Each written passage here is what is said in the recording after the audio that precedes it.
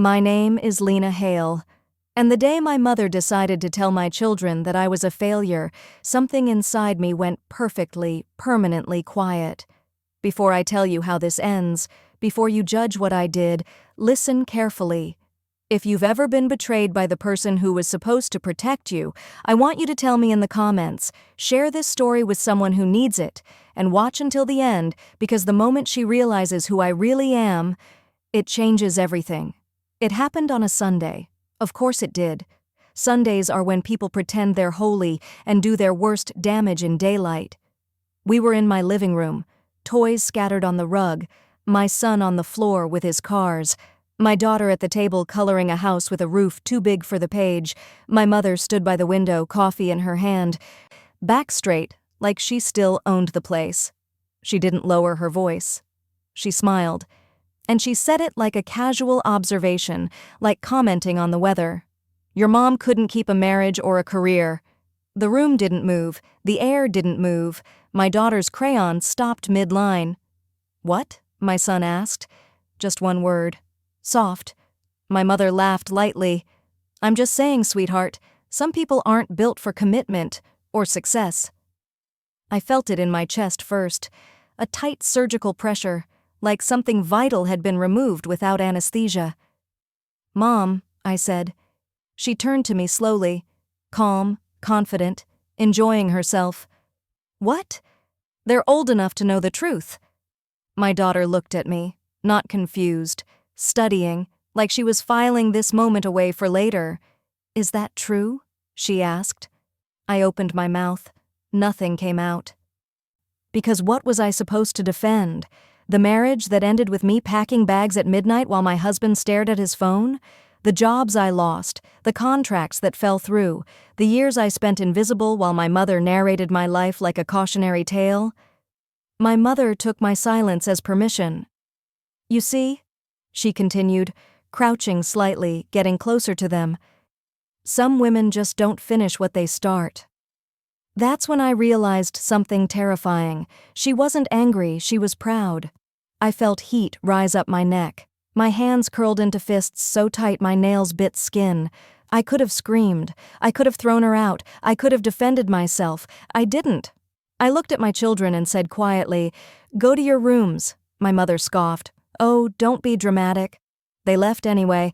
My daughter hesitated at the hallway, glanced back once, then disappeared. When the door closed, my mother turned to me with that familiar look, victory disguised as concern. "You really should have tried harder," she said.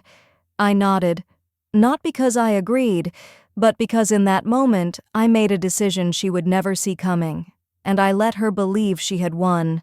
People think reinvention is loud, announcements, apologies, a dramatic exit followed by applause. Mine happened in silence, with the kind of focus that makes your teeth ache. I stopped answering calls, stopped explaining myself, stopped correcting the narrative my mother was so eager to tell. Let her talk. Let her enjoy the version of me she'd already buried.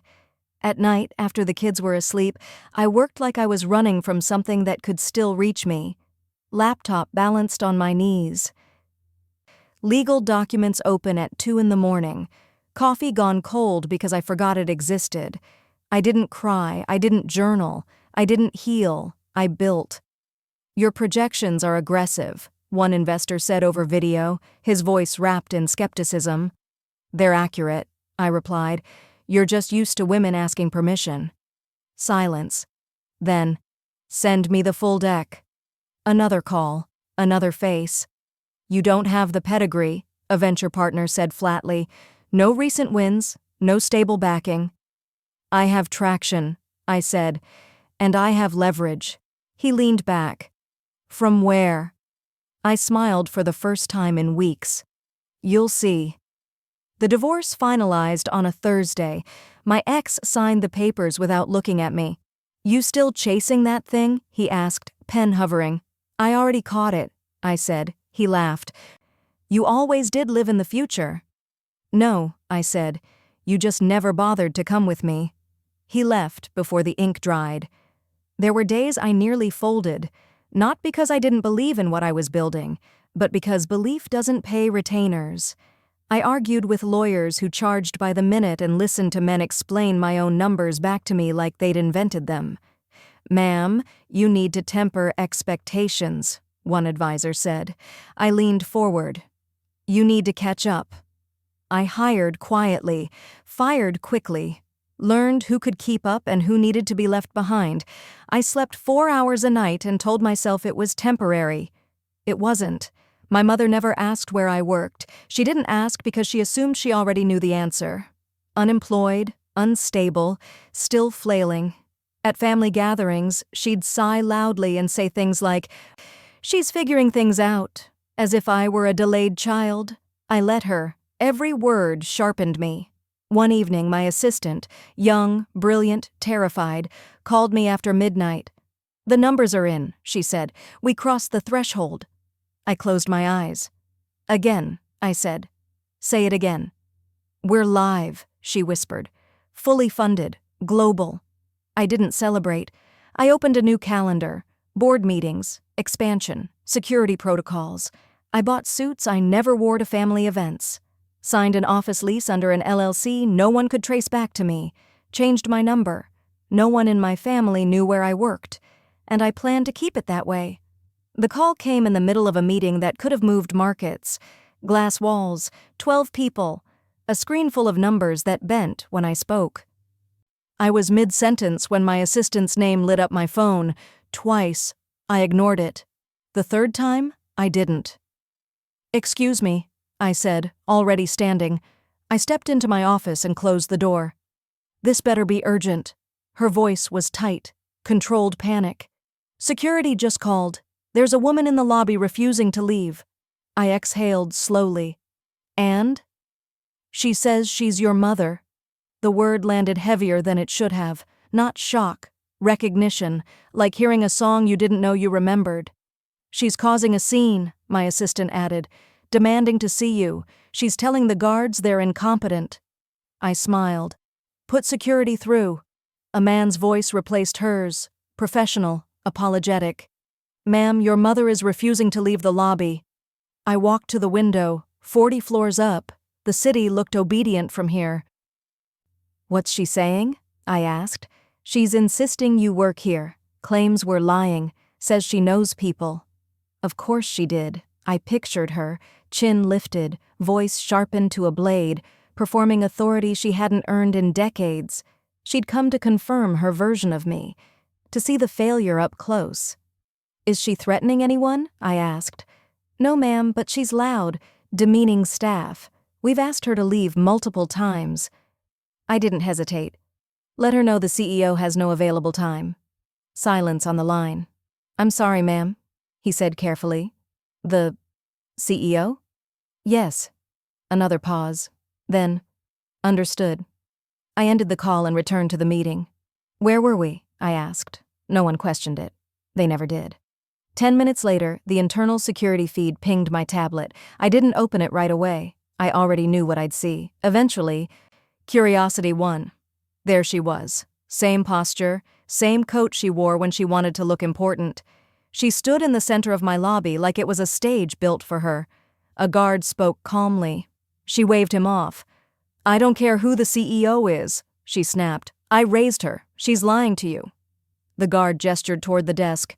"Ma'am, we can escort you out." Her laugh echoed off the marble. "You'll regret that." I leaned back in my chair. My phone buzzed again. "She's asking who the CEO is," my assistant texted. "She says she knows everyone who runs this city." I typed one sentence back. "She's about to find out she doesn't." On the screen, I watched her irritation curdle into confusion. She looked around, scanning faces, searching for recognition that didn't come. Then she said it. "Fine," she huffed. "Tell the CEO I'll wait." I stood, straightened my jacket, and pressed the elevator call button. Some lessons don't need words. They need timing. The elevator ride down felt longer than any boardroom negotiation I'd ever survived. Each floor chimed like a countdown. I didn't rehearse a speech. I didn't plan a confrontation. I already knew my mother well enough to understand this wasn't about what I said. It was about what she saw. The doors opened. The lobby was quieter now, polished stone, soft lighting, 2 guards standing a careful distance away, and my mother, arms crossed, foot tapping, irritation radiating off her like heat. "I've been waiting 20 minutes," she snapped without turning around. "This place is run by amateurs." One of the guards cleared his throat. "Ma'am," she spun toward him, already mid-lecture, and stopped. Her eyes landed on me like they'd hit glass. Not recognition yet. That came in pieces. First my face. The pause. The narrowing, as if she were trying to place me in a version of reality she still controlled. Then the suit. The badge clipped cleanly at my waist, the way the guard straightened without thinking. Her mouth opened. Closed. "Lena?" she said finally. Not my name, my childhood name. The one she used when she needed authority. I didn't answer. She laughed once. Sharp. Uncertain. "What is this? Why are you dressed like—" One of the guards spoke before I could. "Ma'am, this is the CEO." The word fell between us. Heavy. Final. She looked at him, then back at me, then around the lobby as if someone might jump out and correct the mistake. "No," she said. "That's not possible." I tilted my head. "You should lower your voice. You're disturbing my staff." Her face flushed. "This isn't funny. It wasn't meant to be." She stepped closer. Too close. The guards tensed. "You lied," she hissed. "You let me believe—" "I let you do what you've always done," I said. "Assume." Her expression shifted, defensive now, scrambling. "I was worried about you. You disappeared. I had to tell the kids something." I smiled. "Do you remember what you told them?" She swallowed. "You said," I continued, my voice steady, "that their mother couldn't keep a marriage or a career." Her lips parted. No sound came out. "I didn't argue," I said. "I didn't correct you. I didn't ask for an apology." I took a step back, creating distance she couldn't cross. "I built something instead." Her eyes flicked to the guards, to the desk, to the name etched in steel behind them. Hale Industries. My name. Her voice dropped.